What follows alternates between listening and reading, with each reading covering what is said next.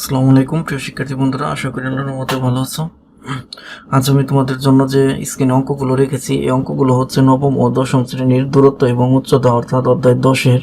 এখন আমি তোমাদেরকে দেখাবো কিভাবে খুব সহজে তোমরা ক্যালকুলেটর দিয়ে সব অঙ্কগুলো সমাধান করতে পারো। আবার এই অঙ্কগুলো 991 প্লাস ক্যালকুলেটর দিয়ে কিভাবে করবে তার ভিডিও লিঙ্ক আমার ডিসক্রিপশনে দেওয়া আছে।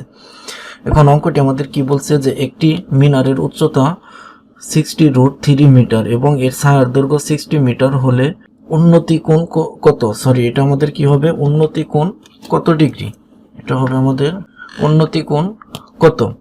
সেক্ষেত্রে এখন আমরা জানি যে উন্নতি কোণ থাকলে হচ্ছে আমাদের ট্যানের সূত্র, উন্নতি কোণ থাকলে আমাদের ট্যানের সূত্র, আর অবনতি কোণ থাকলে হবে আমাদের সাইনের সূত্র।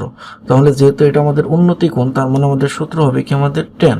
আর কোণটি আমাদের বের করতে বলছে, সেক্ষেত্রে এখন আমরা লিখবো ট্যান, যেটাই বের করতে বলবে অর্থাৎ দৈর্ঘ্য, প্রস্থ বা উচ্চতা বা কোণ যেটাই বের করতে বলবো ওইটাকে আমরা মূলত এক্স ব্যবহার করবো। আর এক্স লেখার জন্য আমরা কি করব, আলফা দিয়ে ফার্স্ট ব্র্যাকেট দিব।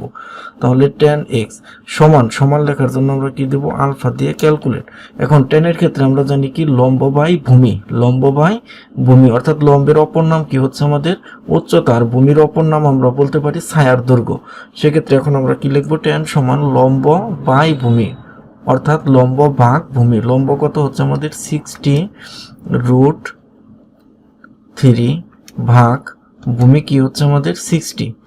লেখার পর আমরা কি করব, দুইবার শিফট ক্যালকুলেট চাপবো। তাহলে আমাদের নির্ণীয় উন্নতি কোণের পরিমাণ কত হচ্ছে 60 ডিগ্রি। পরের অঙ্কটি আমাদের কি বলছে, 25 মিটার উচ্চতা বিশিষ্ট, তার মানে এটাই উচ্চতা দেওয়া আছে, মিনারের ছায়ার দৈর্ঘ্য কত হলে উন্নতি কোণ 30 ডিগ্রি হবে। তাহলে এখানে আমাদের বের করতে বলছে মিনারের ছায়ার দৈর্ঘ্য, অর্থাৎ আমাদের কি ভূমিটা বের করতে বলছে, সেক্ষেত্রে যেহেতু এই কোণটা আমাদের কি উন্নতি কোণ, তার মানে এটা এইখানে আমাদের কি হবে ট্যানের সূত্র। তার মানে আমরা কি লিখতে পারি, ট্যান কোণটি আমাদের কত ডিগ্রি দেওয়া আছে 30 ডিগ্রি। তাহলে ট্যান 30 ডিগ্রি সমান লেখার জন্য আলফা ক্যালকুলেট। তারপরে এখানে আমাদের উচ্চতা দেওয়া আছে কত 25 মিটার, অর্থাৎ ট্যান সমান আমরা কি জানি লম্ব বাই ভূমি, অর্থাৎ লম্ব ভাগ কি হবে আমাদের ভূমি। আমাদের সবসময় একটি বিষয় কি মনে রাখতে হবে যে এটা উন্নতি কোণ থাকলে ট্যানের সূত্র, আর অবনতি কোণ থাকলে হবে কি আমাদের সাইনের সূত্র। তাহলে এখানে ট্যান সমান আমরা কি লিখবো, লম্ব বাই ভূমি। লম্ব কত হচ্ছে আমাদের 25 বাইয়ের পরিবর্তে আমরা কি দেবো, ভাগ ভূমি।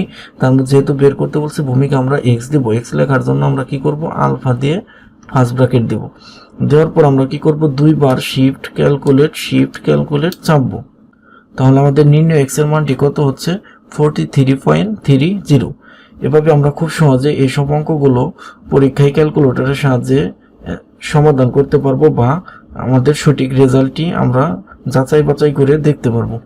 পরের অঙ্কটি আমাদের কি বলছে যে একটি ঘরের ছাদের কোনো বিন্দুতে ওই বিন্দু থেকে 20 মিটার দূরের বোতলস্থ একটি বিন্দুর অবনতি কোণ 30 ডিগ্রি হলে ঘরটির উচ্চতা কত। তাহলে এখানে আমাদের কোণটি হচ্ছে অবনতি কোণ, আর আমরা জানি অবনতি কোণ থাকলে কি হবে আমাদের সাইনের সূত্র। সেক্ষেত্রে এখন আমরা লিখবো যে সাইন কোণটি কত ডিগ্রি দেওয়া আছে আমাদের 30 ডিগ্রি, সাইন 30 ডিগ্রি সমান লেখার জন্য আলফা ক্যালকুলেট। সাইন 30 ডিগ্রি সমান, তাহলে এখানে আমাদের ঘরটির উচ্চতা বের করতে বলছে, আর আমরা সাইন সমান কি জানি লম্ব বাই অতিভুজ, অর্থাৎ এখানে আমাদের লম্বটি দেওয়া আছে, লম্বটি আমাদের কি বের করতে বলছে। তাহলে বাকি যেটা দেওয়া থাকবে আমরা ওইটাকে অতিভুজ হিসেবে বিবেচনা করব। তাহলে আমাদের লম্ব যেহেতু বের করতে বলছে, লম্বকে আমরা এক্স বিবেচনা করব। এক্স লেখার জন্য আলফা ফার্স্ট ব্র্যাকেট, লম্ব ভাগ অতিভুজ আমাদের কত দেওয়া আছে 20।